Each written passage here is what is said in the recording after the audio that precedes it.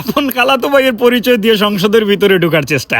যেখানে এমপি মন্ত্রীরা আজকে শপথ নিচ্ছেন, সেখানে সে জোর করে সেনাবাহিনীকে পাস করে যাওয়ার চেষ্টা করতেছে, তো তার কাছে কোনো কার্ড নাই।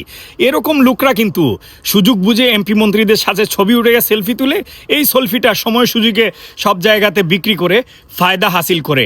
এরকম লোকরা আগেও ছিল, এখনও শুরু হয়ে গেছে। এদেরকেই শুরুতেই কিন্তু গলা চিপে ধরতে হবে, না হলে এরা কিন্তু সুবিধাভোগী। ফুফাতো ভাই, খালাতো ভাই, মামাতো ভাইয়ের পরিচয় দিয়ে এরা কিন্তু ফায়দা হাসিল করে, ফায়দা লুটে। এখন দেখেন সেনাবাহিনীর জায়গায় যদি পুলিশ হতো, তাহলে কিন্তু সে জোর করে পুলিশকে বুঝায়া বাজায়া কিংবা হাতের মুঠির মধ্যে টাকা দিয়ে সংসদের ভিতরে সে কিন্তু ঢুকে যেত। সেনাবাহিনীকে একটা সেলিউট দেওয়া যায়। এরকম করে এদেরকে সব জায়গাতে যদি পুলিশ সাহস করে আটকাইতে পারে, তাহলে এই সরকার ক্ষমতায় যতদিন থাকবে কোনো সুবিধা বুক করে অন্যায় কিছু করতে পারবে না। এই দৃশ্যটা দেখার পরে আসলে পাবলিক খুবই এনজয় করছে, খুবই মজা পাইছে আজকের বিষয়টা। দেখেন নির্লজ্জের অবস্থা দেখেন, কাপড়ে চুপড়ে মানুষ। শুধু কাপড় চুপড় পরলেই মানুষ হওয়া যায় না, মানুষ হতে গেলে মানুষের মতো গুণ থাকতে হয়, সততা থাকতে হয়।